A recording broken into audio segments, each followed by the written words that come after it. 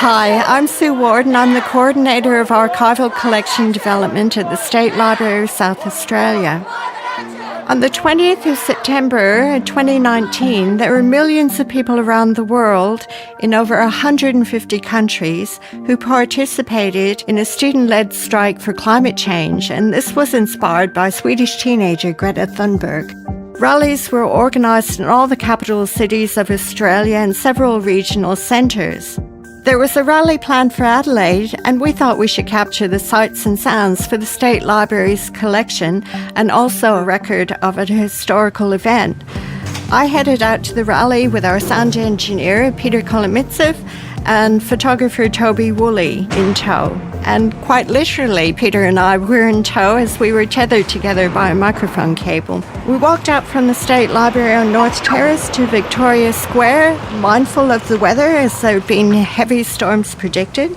Luckily, it looked to be holding out, and we began to notice the crowds growing as we moved closer to Victoria Square. This is 20th of September 2019. We're at the Adelaide Climate Rally, recording for the State Library of South Australia. Reaching the area designated for the rally, it was obvious how well organised the event was, and there was a stage with several young local bands adding a festive feel to the event.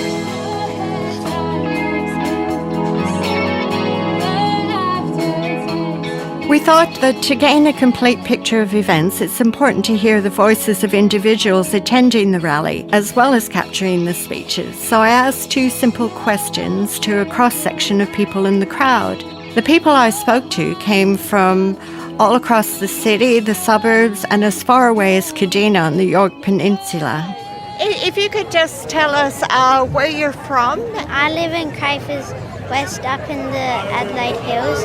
We're from Kadina. We travelled up to Adelaide. I'm from Glengarry. I'm from Gatlinburg. I'm from Denoncourt. I actually came pretty far. I came all the way from Marrable, South Australia, so it's about an hour and 45 minutes from here. I'm from Belair. I'm from Teacher Gully.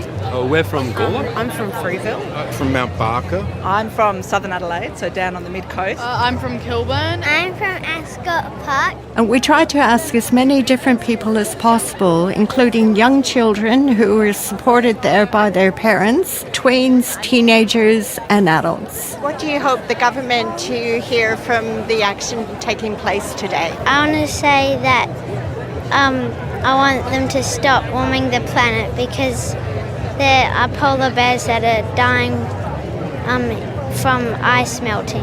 And we hope the politicians, take the responsibility that they should and show some leadership to do with energy and agriculture and transport. And appreciate how much support that we have for the climate crisis. Recognise the seriousness of the issue and just react on it quickly because we have less time. And I hope that the government finally listens to this as it's a very important issue that needs to be heard. I hope they just take into account the amount of people that see this as a problem.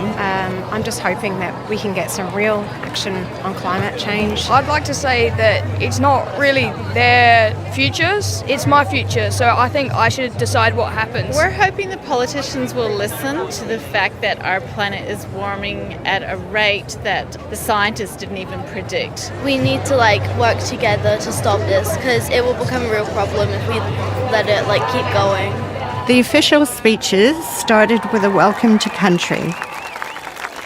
Ninamani, Vidna, Minyawata, Maratanga Ghana, Mia Naya, Wadlina Binda, Ghana Yeta, Anna. Welcome, elders, family and friends. On behalf of the Ghana people, we welcome each and every one of you to our land. Let's remember, we're standing on Ghana land. Thank you. It's a sad situation when little people have to come out as young as 5 and 6 and babies in prams to ask for air and water. Now, you know what? It's a sad day, but it's also a happy day because the voices of the mothers and fathers that have raised the next generation, that the Indigenous Ghana people of this clan group, this country, and all over Australia have been waiting for the non-Indigenous people to catch up. After the welcome, there were several passionate speeches as the 10,000-strong crowd listened on, cheered, waved placards, banners and flags. Today. This turnout is absolutely incredible. Adelaide, you've exceeded all our expectations despite the weather. But no matter how much there is to be proud of, it's sad that we have to be here. It's sad that we had to sacrifice our education and our work to be here. I'm just 15 and I'm afraid. I'm scared every day I'm alive. I can't help but worry.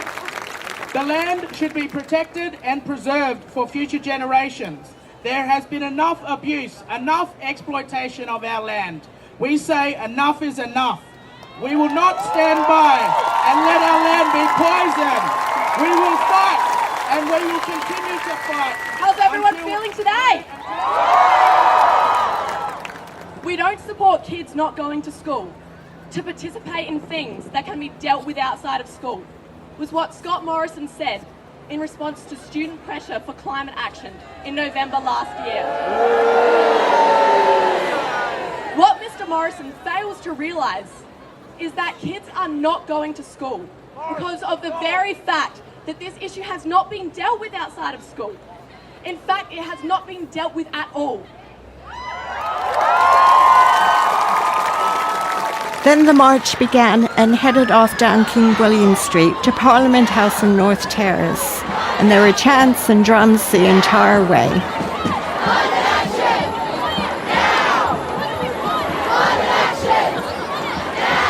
Along the way, I continued to ask my 2 questions to rally participants, but I also tried to gain the views of bystanders for some balance.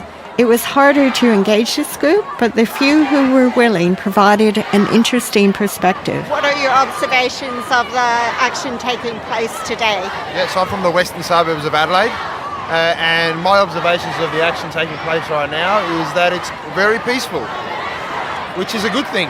I guess just the striking thing is seeing all the children present. I'm from Newton in Adelaide, and this is the biggest protest I've ever seen in South Australia. As the procession rounded the corner of King William Street and North Terrace towards the steps of Parliament, the crowd ramped up its enthusiastic chants, and this provided an opportunity to interview a few more of the more vocal youth in the crowd. Can I just ask what part of Adelaide you're from and what you hope the politicians will take away from today? I'm from the Adelaide CBD, and I hope that, I hope the politicians see people in number as some kind of reason for change. I come from Port Adelaide, and I hope that the politicians are going to have some change in their policies, and hopefully at the UN in 3 days they'll actually take some sort of big action with power and sustainability. The march flooded North Terrace and settled in front of Parliament House, the traditional location for public protests in Adelaide. As the chants died down, several more speeches were made by hoarse-voiced students on the steps of Parliament, shouting into a PA that was too small to cover a crowd that clearly exceeded the expectations of the organisers. What do we say? They tell us to go back to school. Oceans choked on plastic. Say it with me. No, we won't. No, we won't. No, we won't. No, we won't. No, we won't. As with any organised street protest, there was an agreed end time, and with the assistance of the SA Police, the crowd dispersed peacefully and orderly.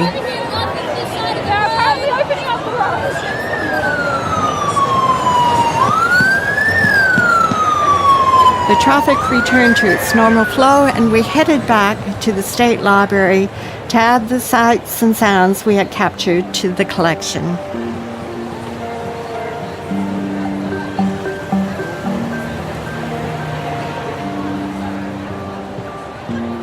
This podcast was written, produced, and mixed by Peter Kolomitsev, and I'm Sue Ward. The views and opinions expressed in the comments by the interviewees and in the organised speeches belong to the individuals making them and are not those of the State Library of South Australia.